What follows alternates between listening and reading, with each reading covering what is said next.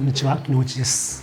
今回は賛否両論ある吹き抜けについてのお話です。改めて吹き抜けについて考えてみますと、私自身はあまり積極的には吹き抜けは作ってきませんでした。もちろん立主さんが最終的には判断されることですが、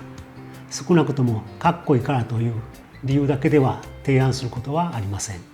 吹き抜けを提案する理由は2つだけです。1つは敷地の条件によって日照を取り入れることができない場合です。もう1つは水平方向だけでなく垂直方向のつながりを強くしたい場合です。例えば1階のリビングと2階の子ども室なんかです。一般的には開放感があるとか天井が高い方が気持ちいいとか言われますが、必ずしも吹き抜けにしなくても実現できることはたくさんあります。それでは吹き抜けのメリットデメリットをご説明して、その後吹き抜けの実例を見ていただこうと思います。まずメリットについては、先ほどの日当たりの悪い敷地条件であっても吹き抜けの上部から光を取り入れることができることです。それと1階から風を入れて2階に抜くことができます。風は下から入れて上に抜くのが基本ですので、吹き抜けがあるとうまく機能します。垂直方向のつながりができますので、1階のキッチンから2階の子ども室の様子がわかるというふうなプランが可能になります。このようなプランは、家族が暮らす家というのは一つの空間であることが理想だと考える方にとってはぴったりとはまります。その一方で、もっと個人の独立性を重視したいという方もおられます。このあたりが吹き抜けの要否を分けるところじゃないでしょうか。逆に吹き抜けのデメリットは結構たくさんありますので気をつけてください。まずよく言われるのは、吹き抜けは冬寒いということです。通常より天井の高さが2倍以上になりますので、空調の効きが悪いことは間違いありません。まして2階の廊下やスタディコーナーがオープンになっていると、その体積は非常に大きくなります。とはいえ、この吹き抜けは冬寒いというのは、断熱性能が悪かった頃の記憶が過剰に影響しているようにも思います。断熱性能が悪いと熱がどんどん逃げてしまいます。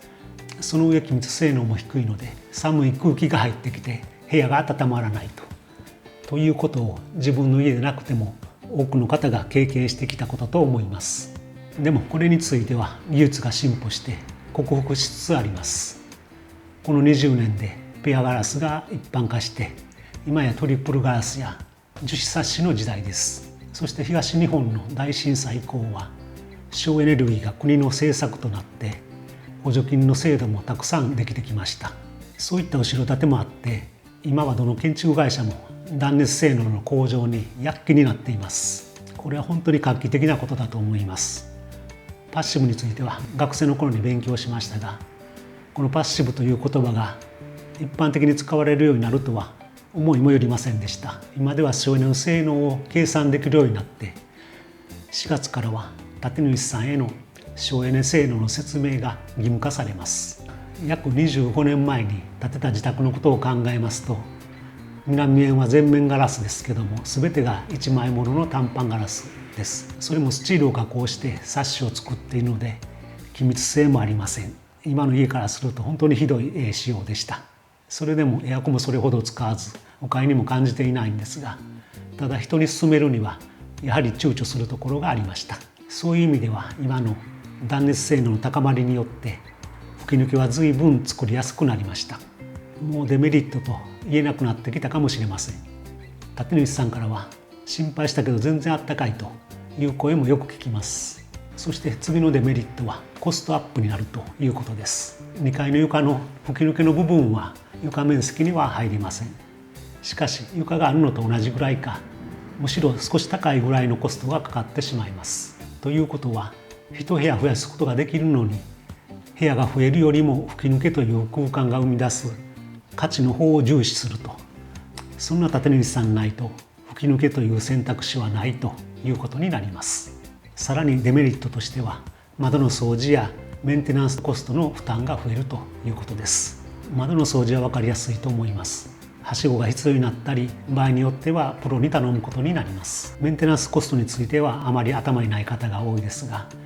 壁や天井のクロスを張り替えたり、壁を塗ったりするのに足場が必要になります。メンテナンスのたびにコストがかかりますし、工事中部屋の中に足場が組まれているのは心理的にも負担に感じるのではないでしょうか。そしてここからはデメリットとまでは言えませんが、注意が必要な点です。まず吹き抜けはどうしても構造的に不利になります。2階の床が地震の時に変形してしまうと耐震性が弱くなりますので、バランスよく床を配置しないといけません。場合によってはプランやコストに影響してしまいます。そして照明の計画にも工夫が必要です。壁にブラケット照明をつけるにしても、部屋の真ん中はどうしても照度が不足してしまいます。照明をつけるために梁を渡したり、あるいはフロアスタンドをつけるためにフロアコンセントを設けたりということが必要になります。もしくは LED 照明が普及したので、20年に一度はもう足場を組んで器具を交換すると、そんな割り切りもできるかもしれません。吹き抜けから聞こえてくる話し声やテレビの音がうるさいということもよく聞きます。しかし吹き抜けは1階と2階のつながりを生み出すためのものです。リビングから子どもの様子を伺ったりするために吹き抜けを設けているのに、これを言うのは本末転倒のような気がします。意外とデメリットが多いことに気づかれたかもしれませんが、こういったデメリットを乗り越えて吹き抜けを作った事例をご紹介します。まずは日照を得るためにはどうしても吹き抜けを作らざるを得なかった事例です。こちらは都心に建つ住宅で、プライバシーを守るために中庭型の住宅としています。このリビングの右手が中庭で、その向こう側の建物をプラン上2階にせざるを得ませんでした。中庭の南側が2階建てになると、冬場はリビングに日が届かないので、その対策としてリビングを吹き抜けにして上部から光を取り入れています。吹き抜けには和室を浮かせるように配置しました。その下の天井にダウンライトを埋め込んでいます。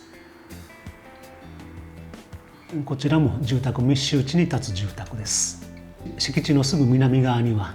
臨地の建物が迫っているので、2階リビングとしてテラスを作っても十分に日照を得ることはできませんでした。そこでこんな風にしました。1階にダイニング、階段上がった2階にリビング、そしてもう一層階段上がったところにルーフテラスを設けました。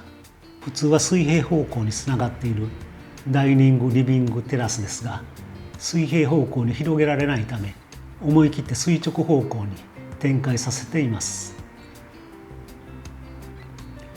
この一番高い窓から何度か1階のダイニングに光を落としています。間口が狭いので日が当たるのは一時的ですが、それでも空が見えるだけでも気分は良くなり、吹き抜けの効果は絶大です。そして吹き抜けを作るもう一つのパターン、1階と2階をつなげるために吹き抜けを作った住宅を見ていただきます。こちらは1階のダイニングキッチンと2階の子ども室や書斎コーナーとのつながりを重視したプランです。奥にアイランドキッチンがあって、手前にダイニングテーブルがあります。ちょうどその上がスタディールームになっています。そしてその奥の小さな窓がついているところが寝室で、吹き抜けを挟んで手前が子ども室となっています。振り返ると2階の子ども室が見えます。床まで開けているのでより一体感があると思います。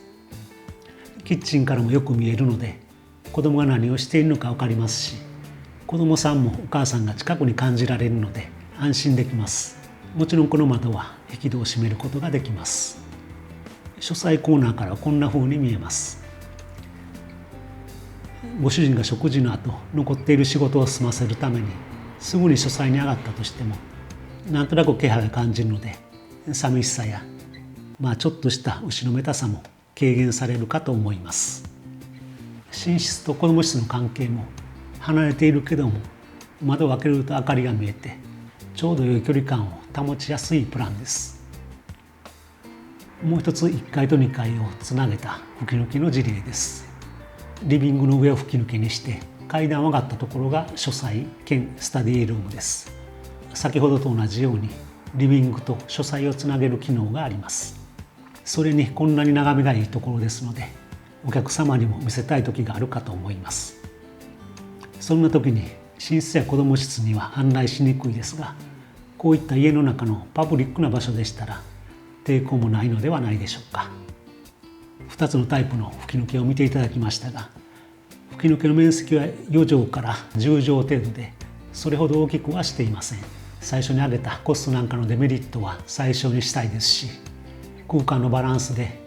天井高が2層分も必要になることは稀です。例えばこの写真はリビングとダイニングだけで20畳あります。ここでは天井高を少しだけ高めに2メートル60センチとしています。そんなに天井高くしなくても窓を天井までとか壁いっぱいまで開けている方が開放感は感じられます。天井はこれぐらいの高さで十分だと思います。ちなみにキッチン部分は2メートル20センチとしています。高い天井の部分があれば、それ以外は2メートル20センチあれば決して低くは感じません。補足として条件的に大きな吹き抜けを取る余裕がないときはこんな風に階段と絡めると小さな面積でも吹き抜け効果が高くなります。その小さな吹き抜けも難しいケースでは廊下の床をグレーチングにして光を取り入れる方法も考えられます。ここでは FRP グレーチングの上にアクリル板を引いています。こんな風に条件によっていろいろな工夫が考えられます。吹き抜けは水平方向だけではなくって垂直方向も考えないといけないのでイメージするのが少し難しいかもしれません。でも吹き抜けをうまく使うとより自由度が増して動きのある空間が作れるのはやはり魅力的です。断熱性が高まって吹き抜けを作りやすくはなってきていますが、くれぐれもデメリットを把握した上で本当に吹き抜けが必要かどうかよく考えてみてください。今回は以上です。最後まで見ていただきありがとうございました。それではまた次の動画でお会いしましょう。